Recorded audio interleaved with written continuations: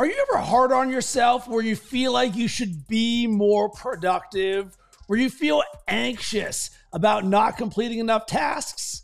I call this productivity guilt. What's good?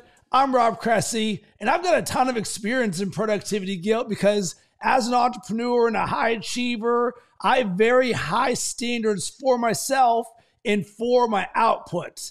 And over the last business of decade, I've really wrestled with this concept because I'm all in, because I care, and because I want the best for myself and my business. And what I wanted to do was share 3 tips that have really helped me overcome productivity guilt, and can you too? And the inspiration behind this is on today's unlimited call. This was a topic that came up in conversation around self-development where we were discussing the areas where we can improve, and many people talked about how they struggle with productivity guilt. So I figured let's get this on wax and share a few tips. Side note, if you'd love to join our community, go to creatingunlimited.com. So I'll give the 3 tips and then I will dive deep into each one.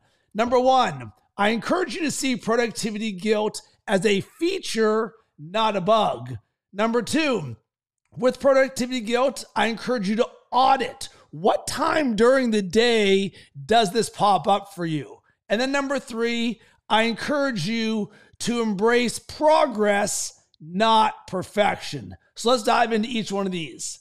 Number 1, seeing productivity guilt as a feature, not a bug. And this is an absolute game changer. And this is something, it's a concept that comes up so often in the coaching that I do with high performers and entrepreneurs. Because what this can do is turn this into an empowering perspective that turns a negative feeling into a positive force. Because as high performers on this path for greatness, we have such a level of self-awareness and action that we can very easily identify when we're falling short or when we are not being or doing that thing. And the reality is, the fact that you're motivated and you see when you can be better is absolutely a feature.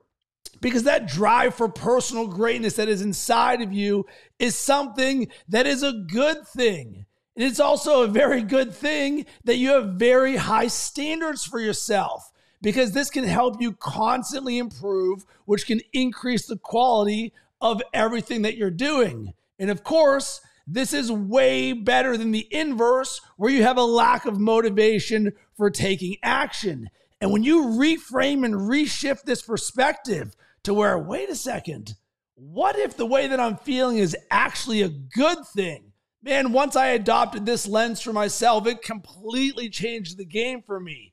Because number 2, one thing that I encourage you to do is to audit. What time during the day specifically do you notice this anxiety and this productivity guilt popping up? For me, this is clear as day. 3 p.m., almost every single day without fail. And this is when that traditional midday slump or that low energy feeling happens, that lull. And why in the world is that? Well, because among other things, I get up at 5 in the morning. So at 3 p.m., I've already been cooking and creating for 10 hours on that day. So it's natural that I've emptied the tank a lot more there. And that's when all of a sudden I decided to create a growth game around this and turn this into something fun. And I created a new rule for myself, and I called it 3 p.m. And what 3 p.m. means is every day when 3 p.m. gets here, it is an opportunity for me to drop expectations for the rest of the day. I can literally do whatever I want with no fail. And the reason this works so well is because it's permission-based. So often when we have these high standards for ourselves, we can be very rigid. I am doing or being enough or not enough. And so often we burn out or we redline because we never give ourselves the grace to slow down or be okay with not going 100 at all times. Well, here's the beauty of 3 p.m. that when it gets there, I'll say, you know what? I'm going to go for a quick little walk. I'll throw on some music, some Bob Marley, get down a little bit, and then I come back, 10, 15, 30 minutes later, and I feel refreshed, and I can choose to do whatever I want with this. And this is all about the relationship to the story that you are telling yourself.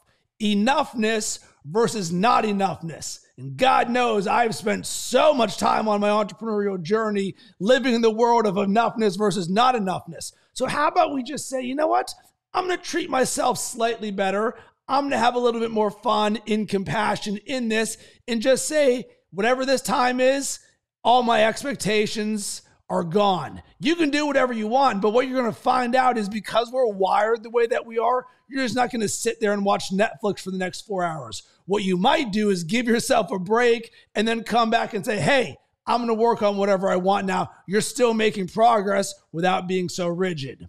And the last thing right here is all around progress versus perfection, embracing the gap versus the gain.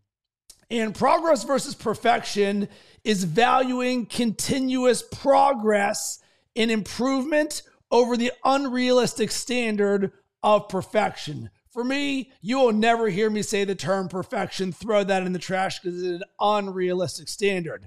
And the next thing is all around the gap versus the gain. And there's a phenomenal book by Benjamin Hardy and Dan Sullivan called The Gap and the Gain. And measuring yourself from the gain, how far you've come from, the progress that you've made in your entire journey or in a given day or on a specific progress or on a specific project versus the gap. The gap is all around measuring yourself from your ideal, where you are now versus where you think that you can be. And it doesn't make sense for us to create a reality where you have to be perfect in order to get somewhere, because that's never going to happen.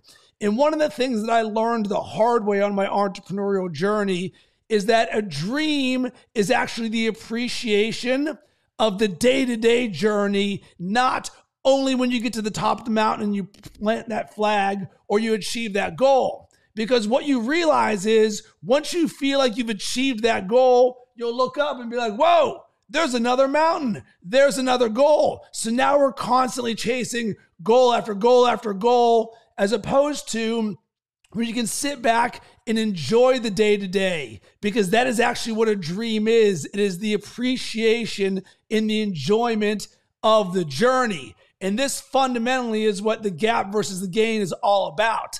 Live in the gain, not the gap, or live in the progress, not the perfection. And let's wrap a bow on this.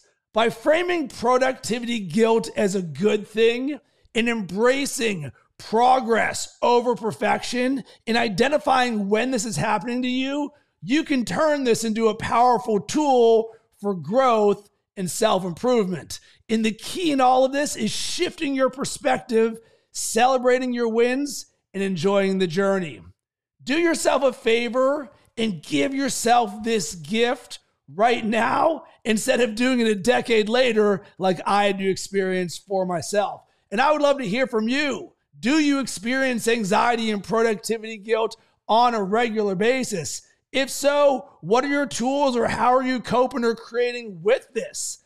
And if this message resonated with you and you would like some support on your journey as an entrepreneur, I invite you to join our community at creatingunlimited.com. It's designed to help you create your best year ever in your business as well as your self-development. Sending tons of good vibes your way. Hope you have yourself an amazing rest of the day.